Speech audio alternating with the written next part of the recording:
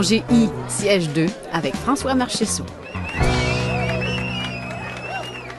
François Marchessault, notre auditeur-chroniqueur qui vient en votre nom raconter ses émotions de spectacle. Cher François, comment ça va? Ça va très bien toi-même, Monique. Ça va bien, merci. Claude Pelgag, voilà un nom. Je ne sais pas si on avait fait le répertoire des noms les plus cités à notre radio au cours de la dernière année. Il y aurait eu Stromae. Moi, à un certain moment, j'ouvrais le poste, c'était systématique. J'ai dit, il y a une caméra cachée, c'est pas possible. Peu importe l'heure, j'ouvrais le poste, j'entendais ou son nom ou une de ses chansons. Et idem pour Claude Pelgag. Oui, hein. Et Claude Pelgag, à chaque fois que j'arrive ici, Monique, je suis toujours assez enthousiaste de venir parler des artistes dont je vais m'entretenir avec toi, parce que c'est souvent des artistes que je connais, que j'ai vus plus d'une fois en spectacle. Et c'est la même chose pour Claude Pelgag. Je l'ai vu déjà 3 fois et je manque un peu de mots, en fait, pour dire combien je trouve cette fille-là géniale, autant sur disque que sur scène. Et, elle est très, très étonnante. Hein? Elle est vraiment... c'est un personnage en soi. C'est un personnage en soi. Elle est vraiment, vraiment très étonnante.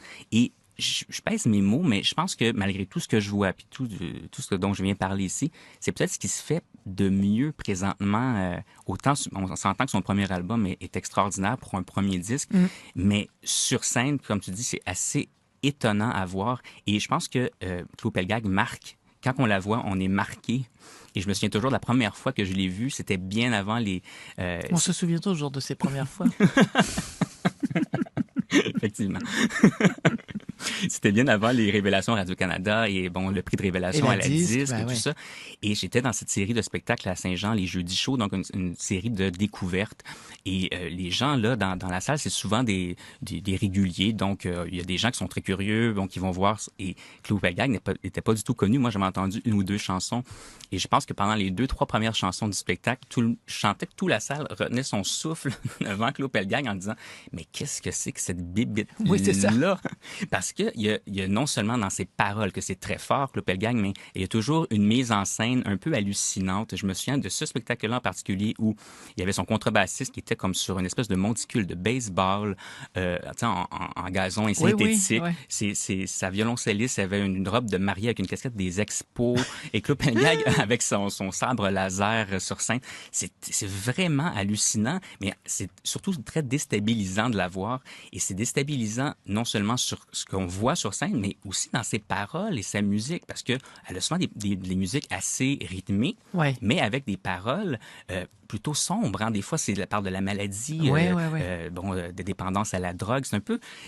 donc, on est déstabilisé. On est dans le décalage. Oui, on est dans le décalage sur 2 côtés, plus que ce qu'on voit sur scène. Et entre ces chansons, Claude Pelgag, ça ressemble souvent à ses remerciements de la disque. En fait, quand elle parle, c'est un peu... Mais moi, je trouve ça assez fascinant. Et un peu comme que j'avais dit pour Alex Nevsky, quand vous allez voir Claude Pelgag, préparez-vous à vous être déstabilisé. En partant de là, je pense que vous allez vivre un bon moment. Il faut s'ouvrir, je pense. Et c'est un peu ça pour tous les artistes qu'on connaît un peu moins. Il faut pas arriver dans la salle fermée en se disant « Bon, je la connais pas, qu'est-ce que je vais voir? » Et j'avais un de mes amis avec qui j'allais voir des spectacles et on allait voir des spectacles dont, justement, on connaissait pas beaucoup. Et à un moment donné, je m'étais retourné vers lui. Il avait les 2 bras croisés. Je disais...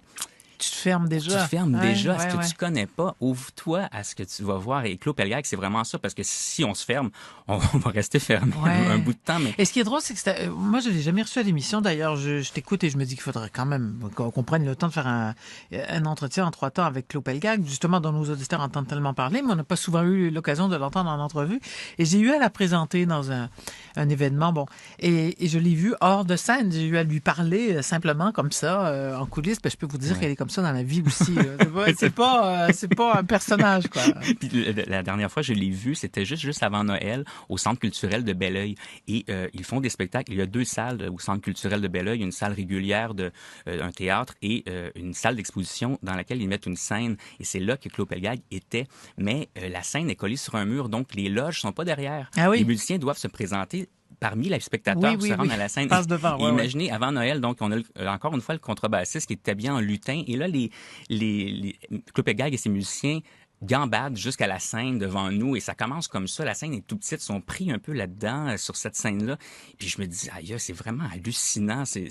Puis les gens... C'est psychédélique. C'est un peu, oui, c'est vrai, c'est un peu psychédélique, tout à fait. Ouais, tout à fait, oui. ouais. C'est, comme je te dis, tout à fait déstabilisant de la voir sur scène. Et j'avais un couple à côté de moi à la table qui ne la connaissait pas et qui sont sortis complètement ravis malgré cette espèce de côté déstabilisant du spectacle de Claude Pelgag. Ça fait du bien, quoi. Oui, tout à fait. Elle a remporté à peu près tout ce qui se remporte l'année passée. Elle a tourné beaucoup, beaucoup en France, beaucoup en Europe, Oui. et ici aussi. Est-ce qu'il y a encore des spectacles Il y à en a venir? encore. Elle ne chôme pas au Pelgag. Il y a beaucoup de spectacles. En février, elle sera à Québec, à Saint-Félicien, chez Chicoutimi. Ensuite, elle repart pour la France du 12 mars au 17 avril.